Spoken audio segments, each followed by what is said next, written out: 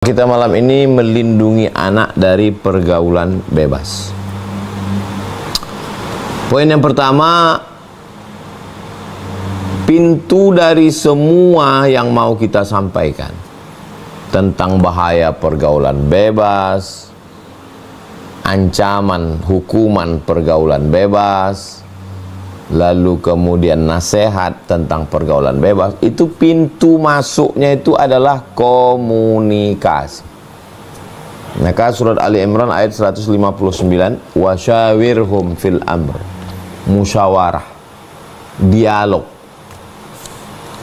antara Luqman dengan anaknya, ya bunayya, dialog antara Nabi Ibrahim dengan Ismail, dialog antara Allah dengan Nabi, dialog antara Nabi dengan umat. Yas'alunaka 'anil khamri wal maisir, yas'alunaka madza yunfiqun, yas'alunaka 'anil yatama, yas'alunaka 'anil ahillah, sa'ala sa'ilun bi'adzabin waqi', yas'alunaka 'anil anfal, amma yatasa'alun 'anin naba'il 'azim. Ada dialog. Jadi sekarang ini dialog ini yang tidak ada. Makan dikasih, baju hari raya dibelikan, sepatu baru dibawa ke mall, jalan, tapi tidak ada dialog. Sehingga kalau tidak ada dialog, ya kita tidak mengenal orang. Kita kenal orang itu kan dari ngobrol, dari dialog itu. Nah, jadi dibuka dialog. Kalau tidak bisa dialog secara lisan, ada sebagian orang dia buntu kalau ngomong, maka coba dialog secara tulisan. Ya, jadi coba dikasih dia kertas, apa yang dia mau, dengan tidak ada ancaman. Kalau nanti terus terang, nanti malah akan terancam, itu orang tidak mau. Dia akan memprotek dirinya untuk tidak mau mendapatkan efek negatif dari berterus terang menjadi satu dosa.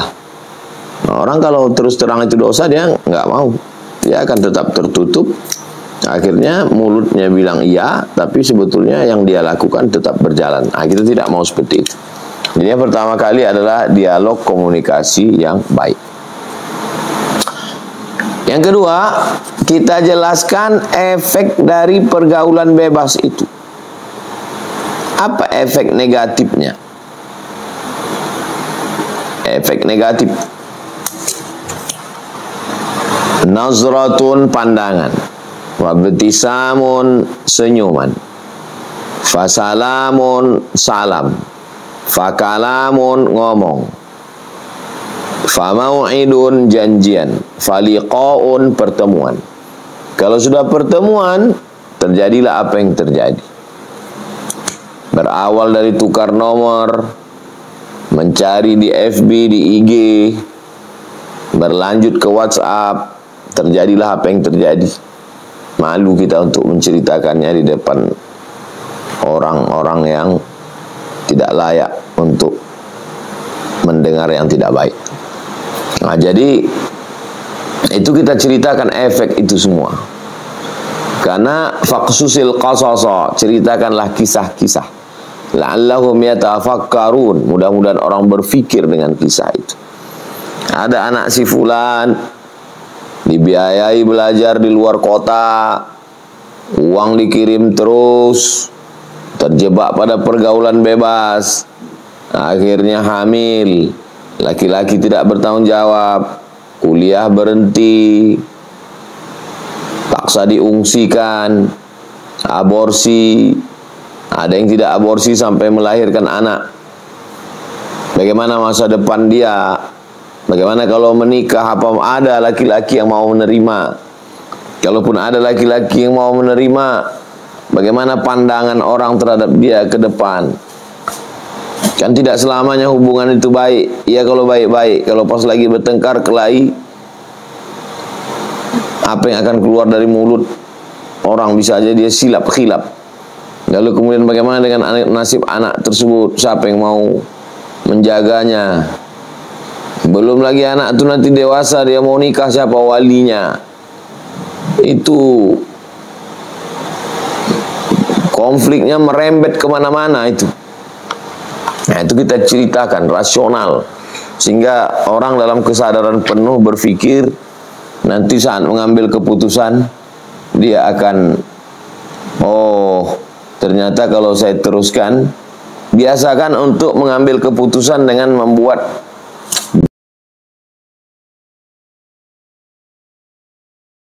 garis di kertas.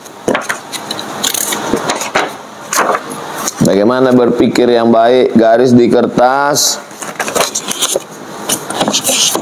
positif, negatif. Kalau saya ambil ini, apa positifnya, apa negatifnya. Kira-kira ini kalau saya teruskan ini apa untungnya buat saya? Hanya sekedar enjoy, jalan-jalan, fun, menikmati hidup. Apalah gunanya ke depan? Hanya ikut tren kawan-kawan. Nah, ini jadi efek negatifnya dulu. Kalau ini kena diabetes, gula berlebihan, nanti diamputasi, dipotong. Kalau sudah dipotong ini, kalau tidak dipotong kulit membusuk, dia akan merembet ke yang lain. Itu menimbulkan ketakutan dalam diri. Nah, maka dalam Islam ada namanya nazir, peringatan. Basyiran, kabar gembira. Kalau kabar gembiranya, kalau nazir, kabar peringatan. Hati-hati. Maka dalam Islam ada neraka, ada azab kubur. Nah, begitu juga dalam pendidikan, ya, supaya dia selamat dari pergaulan bebas ini, kita ceritakan efek-efek negatif yang terjadi. Berapa angka aborsi, berapa yang mati, bagaimana tingkat stres. Beberapa hari ini keluar di portal tanpa kita cari tentang anak muda yang pacaran, tingkat stresnya lebih tinggi, tidak fokus untuk belajar, kuliah dan lain sebagainya, prestasi kurang, emosi tidak stabil. Nah, ini secara kejiwaan. Itu tidak akan sampai kalau tidak ada komunikasi. Saya tidak mengatakan pertemuan itu komunikasi, karena banyak orang bertemu tapi tidak berkomunikasi. Ketemu, makan, jalan, pulang, nggak ada ngomong sama sekali. Nah, ini dalam komunikasi lebih baik pertemuannya singkat, padat, daripada panjang tapi nggak jelas apa yang mau diobrolin, apa yang mau diomongkan. Saya membiasakan komunikasi, kalau anak saya, keponakan saya lagi libur sekolah, saya biasakan duduk. Saya to the point, bicara yang pendek-pendek. Kamu di pondok ini insya Allah selamat dari pergaulan bebas. Kalau di luar efeknya begini. Saya tanya, apa masih tahan di pondok? Masih sanggup? Masih kuat? Apa masalah di pondok? Apa masalahnya? Tak mau ngomong, tulis. Nggak mau ngomong sekarang, tulis nanti. Apa masalah? Gimana dengan kawan-kawan? Gimana dengan guru-guru di sana? Nah, jadi kita biasakan untuk membuka komunikasi yang baik. Setelah kita bicarakan efek negatifnya, yang kedua adalah basyir, kabar gembiranya. Kabar gembiranya, kalau kamu bisa selamat melewati masa-masa genting, masa-masa anak muda ini, ya kamu bisa kuliah selesai S1, S2, S3, kamu bisa menikah dengan orang yang tepat, orang yang baik, kamu dihormati, dimuliakan orang, kamu punya percaya diri untuk ngomong, kamu akan dimuliakan Allah karena kamu selamat dari maksiat. Kamu masuk dalam golongan syabun, anak muda, nasya'a fi ibadatillah, anak muda yang tumbuh dalam beribadah kepada Allah. Nah, jadi dengan itu ada Ada efek negatif, ada positif. Ada targhib motivasi, ada tarhib ancaman. Jadi mesti seimbang. Ini metode-metode dakwah. Metode ini diambil dari hadis-hadis Rasulullah, ayat Al-Quran dan hadis-hadis Rasulullah Sallallahu Alaihi Wasallam. Nazir, ancaman. Berikutnya yang keempat, menarik ke diri. Ini diambil dari hadis Nabi Sallallahu Alaihi Wasallam ketika ada seorang laki-laki minta, izinkan saya berzina ya Rasulullah. Nabi SAW tidak marah, tapi Nabi menarik ke dirinya. Bagaimana kalau orang berzina dengan anak perempuan? Bagaimana kalau orang berzina dengan istrimu? Mohon maaf. Bagaimana dengan ibumu? Bagaimana dengan saudaramu, saudarimu? Itu biasanya kalau ditarik ke diri berbeda. Kita selalu melihat itu di luar diri kita, orang lain. Tapi kalau ke diri kita, kau sekarang playboy, pacaran dengan anak orang. Gimana kalau anakmu nanti 20 tahun akan datang, kau menikah, kau punya anak. Gimana kalau anakmu yang digitukan orang? Nah, itu menarik ke diri itu biasanya berubah cara pandang. Yang selama ini kita memandang dari bawah ke atas, oh tinggi ya gedung ini, tinggi pohon ini. Tapi begitu kita naik ke atas melihat ke bawah, ternyata orang itu yang kecil. Nah, itu. Jadi kita ingin mengajak orang memandang satu masalah dari sudut pandang yang berbeda. Nah, itu insya Allah memberikan efek yang luar biasa juga. Setiap laki-laki pasti punya keluarga perempuan. Saya tidak punya anak perempuan, tapi keponakan saya perempuan. Keluarga dari pihak ibu, dari pihak ayah ada sepupu-sepupu perempuan. Nah, itu jadi ketika kita menganiaya orang, maka yang ditarik itu adalah dirinya. La yu'minu ahadukum, kamu tidak beriman hatta yuhibba li akhi, sampai kau sayang kepada saudaramu ma yuhibbu li nafsi, sama seperti sayang pada diri sendiri. Jadi kalau udah yang ditarik itu adalah ke diri kita, maka itu kita lebih mendalam di dalam hati, lebih menyentuh akal dan pikiran. Yang kelima, tidak cukup hanya sekedar ancaman neraka, malu, hamil, muntah, dikucilkan, dibuang, terasing. Tidak juga hanya sekedar dapat surga, tapi yang kelima adalah ada kontrol, muraqabah, pengawasan. Pergi jam berapa, pulang jam berapa, duit kemana aja habis. Itu. Bagaimana ada tanggung jawab. Islam ini agama yang mendidik orang untuk bertanggung jawab. Makanya kalau kita nggak sanggup, ya solusi, satu-satunya solusi lagi pondok pesantren. Saya dengan segala kesibukan saya 4 hari, Jumat, Sabtu, Ahad, Senin keluar, Selasa, Rabu, Kamis di pondok, Selasa, Kamis di pondok, Rabu ngajar tamu-tamu lagi, kesibukan. Tidak akan bisa full mengontrol. Maka solusinya ya pondok. Pondok pesantren itu saudara kita. Makanya kalau ada orang yang membusukkan pondok pesantren, berarti dia membusukkan saudara kita. Pondok pesantren itu partner, teman kita yang menyelamatkan anak kita. Anak bangsa ini sedang diselamatkan pesantren. Bahwa ada yang jahat, predator, berita macam-macam, ya hukum, negara ini negara hukum. Predator-predator itu ditangkap, ditembak mati untuk menyelamatkan. Karena dia sudah merusak. Jangan gara-gara nila setitik rusak susu sebelanga. Diangkat-angkat terus berita. Padahal perjuangan pondok pesantren memerdekakan negeri ini. Setelah merdeka, mengisi kemerdekaan.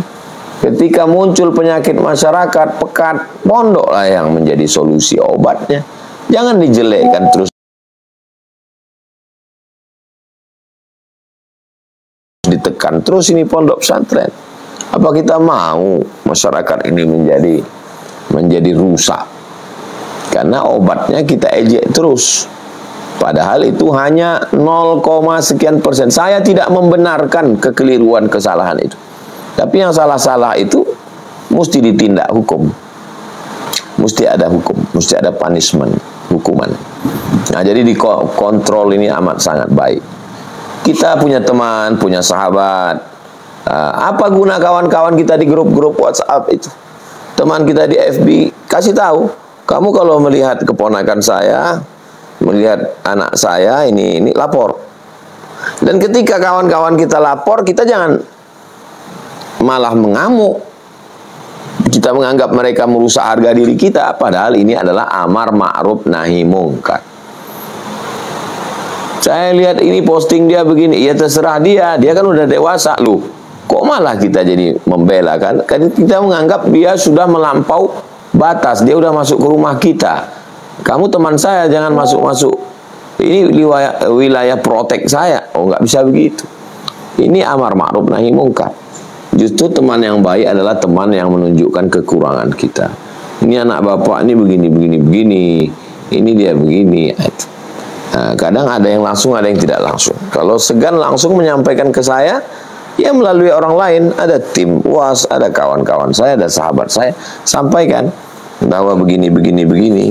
Nah, itu ini bagian dari pengawasan kontrol.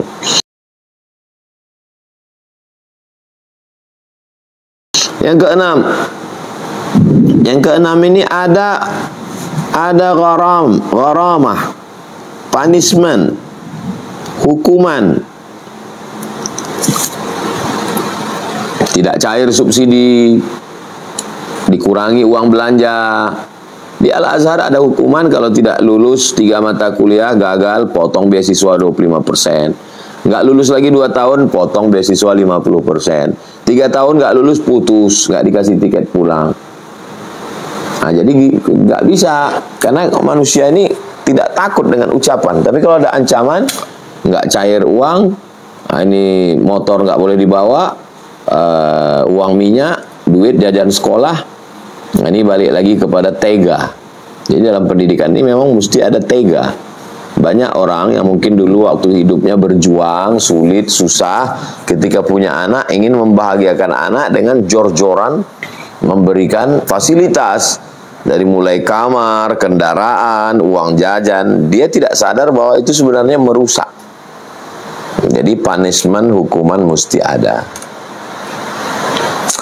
Ada video yang saya share beberapa hari yang lalu tentang orang melihat Tuhan itu begitu kejam. Kullama nadijat juluduhum, ketika kulit mereka melepuh karena terbakar, badalna juludan ghairaha, kami ganti dengan kulit yang baru. Kulit yang hancur, melepuh, terbakar, ganti kulit yang baru, bakar lagi. Punishment. Kejam sekali Tuhan itu, kata dia. Tuhan apa ini yang kejam sekali begini? Tapi begitu melihat perlakuan orang Israel ke Palestina, memang layak hukuman Allah ini. Bagaimana dengan kekejaman Fir'aun, kekejaman Namrus? Nah, jadi kalau kita anggap ini saya nggak sayang sama anak ini, maka definisi sayang itu bagaimana?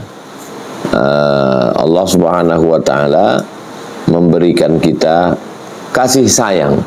Tapi kasih sayang yang benar adalah yang menyelamatkan orang lain. Bukan kasih sayang yang justru menjerumuskan ke dalam azab Allah Subhanahu wa Ta'ala.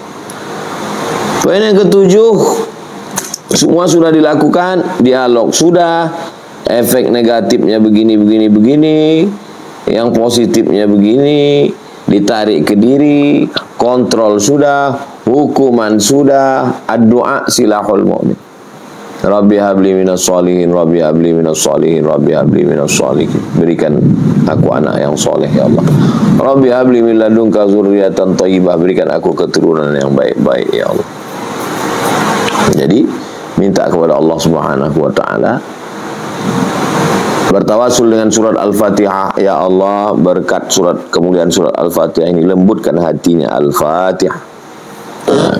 Waktu berdoa itu bayangkan wajahnya. Salat hajat malam, usolli sunnatal hajat, aku salat sunat hajat 2 rakaat. Ya Allah, mengadu kepada Allah. Banyak orang menghafal doa. Kita bukan menghafal doa, kita memang betul-betul berdoa. Allah hanya sekedar berdoa, Rabbana hab lana minas sholihin, Rabbana hab lana min ladunka dzurriyyatan thayyibah, Rabbana hab lana min azwajina wa dzurriyyatina. Oke, doa bahasa Arab iya. Tapi doa dengan bahasa kita. Ini anak ini sedang begini. Allah ngobrol dengan Allah, minta kepada Allah, sehingga dengan ucapan itu lebih merasuk ke dalam hati, masuk ke akal pikiran, lebih khusyuk, meneteskan air mata. Allah ingin kita itu merasa rendah. Ketika kita merasa rendah, kita nggak punya apa-apa. Kenapa ada masalah? Karena dengan ada masalah itulah manusia ini merasa sangat rendah. Dan ketika manusia merasa sangat rendah, dia bersimpuh, dia merasa tidak punya apa-apa, disitulah Allah mengangkat dia. Kalau kita masih merasa akulah yang hebat, aku ini kesempurnaan milik Allah, justru kita menjadi saingan Allah. Allah tidak mau ada saingan, la syarikalah. Nah, jadi kita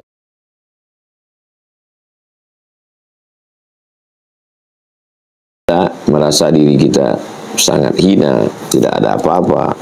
Doa ini amat sangat mustajab. Berapa banyak orang-orang tua yang anaknya tidak benar, tapi karena doa yang luar biasa. Ada doa orang tua yang membawa air zam-zam 7 putaran. Doanya cuma satu, airnya diminumkan, dimandikan, anaknya jadi baik. Ada orang tua yang membacakan Al-Fatihah 1 kali, 10 kali, 100 kali. Ada orang tua yang menzikirkan anak, mentuajuhkan anak, menghadap kepada Allah Subhanahu wa taala, berdoa memang setulus-tulus doa. Maka itulah yang menolong di hadapan Allah Subhanahu wa taala. Jadi kalau amal, ada orang yang rajin baca Quran, rajin berzikir, maka amalnya itu berhenti setelah kematian, putus. Tapi kalau amal tentang anak-anak ini, maka kita serius betul-betul, karena itu diantara amal yang terus mengalir. Anak-anak adalah investasi yang akan terus mengalir walaupun kita sudah mati menghadap Allah Subhanahu wa ta'ala. Kalau kita sudah menghadap Allah, mereka bangun di tengah malam, Rabbighfirli wa liwalidayya warhamhuma kama rabbayani shaghira. Mereka bermunajat kepada Allah, meneteskan air mata. Disitulah kebahagiaan yang tidak terhingga dari seorang hamba Allah, karena sudah berhasil lewat dari satu ujian. Innama amwalukum wa auladukum fitnah. Fitnah itu artinya ujian. Fitnah artinya azab. Dia bisa menjadi nikmat, tapi dia juga bisa menjadi azab. Itulah 7 poin yang usaha ikhtiar kita untuk menyelamatkan anak-anak kita dari pergaulan bebas. 30 menit saya kembalikan ke Bang Alvin Firdaus. Terima kasih. Wassalamualaikum warahmatullahi wabarakatuh.